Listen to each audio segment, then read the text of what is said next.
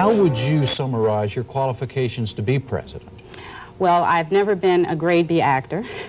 I obviously am not, wealthy, nor am I a white man. My qualifications, like Reverend Jackson's qualifications, come from my leadership ability and the capacity to organize, 1.5 million people to come out and support my campaign through giving me their signatures. Over 100,000 people have written out checks in order to support the campaign. My qualifications is that of a black woman who's sick to death of being run over and under by a two-party system that does not represent me, and who's willing to do whatever I have to do and take whatever risks there may be involved in running for president in order to provide people with an option. What risks? You've mentioned that a couple of times. What kind of risks are you taking by running for president? Well, I mean, basically, it's the risk of running up against the wealthy white men who control the system, of qualifying, doing all the hard work of qualifying for being included in the debates by virtue of the objective criteria that exist, and having the Democrats and Republicans pretend like there's not a third candidate, going into federal court, spending the money to get there, having a federal judge rule. Just to get on the ballots, you mean, in these states? Right, definitely. Having the federal judge rule in this case that I had against the commission who sponsored both debates, that the questions that I was raising about the invalidity of the tax-exempt status of that commission were absolutely right on, but he would not call for an injunction because he did not wish to disrupt the political order.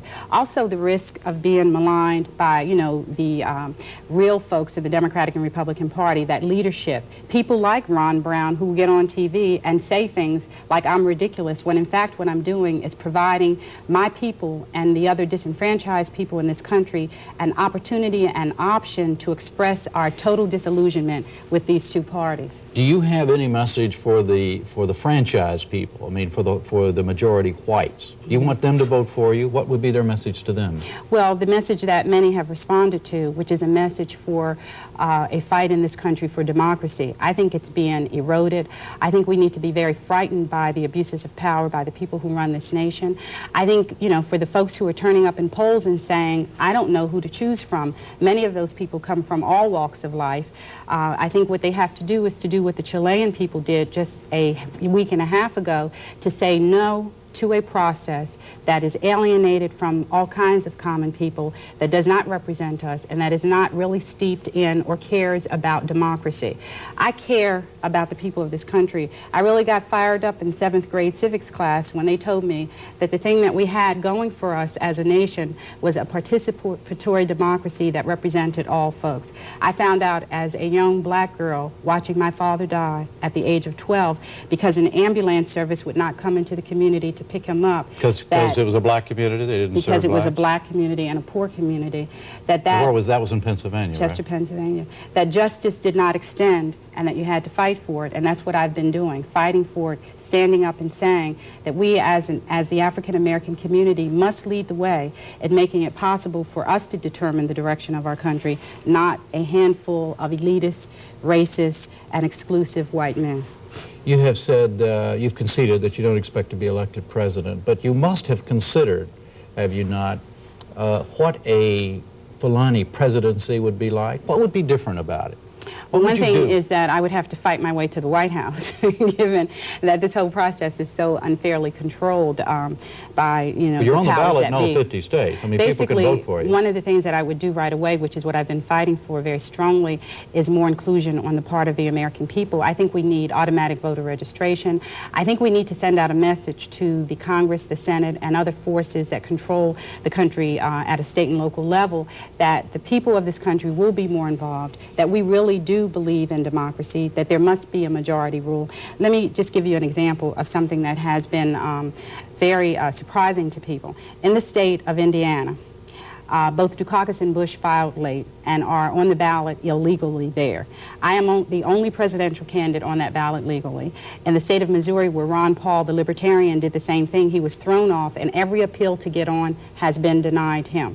I have taken this message out. We actually sued the Board of Elections in that state to fight against that abuse of power, because what I've been teaching the American people is that that abuse is not just the abuse to an independent, it's an abuse of our democratic rights.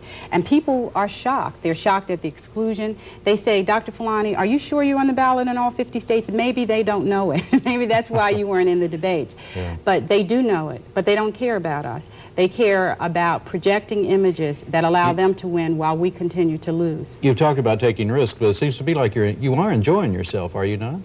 I am that, but it's still riskful. You know, I have 2 young children, a 15-year-old daughter and an 11-year-old son. Also, when black leadership stands up in this country and speaks out in behalf of social justice, it's been known that we get our brains blown out. We see what's happened to other independent black leaders. I, for example, am a very staunch supporter of Tawana Brawley and the Reverend Al Sharpton, who's also endorsed my campaign.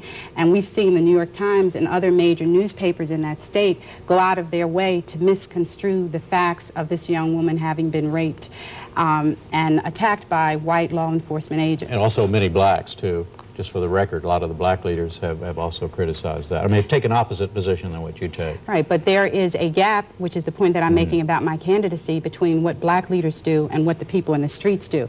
I invite Ron Brown and Ron Walters and all of these other so-called black leaders to come into the community, and the people I'm just who, talking about the right, and the people who are case. criticizing Reverend Sharpton, and to listen to what the people are saying about his leadership and his support of our people in that state.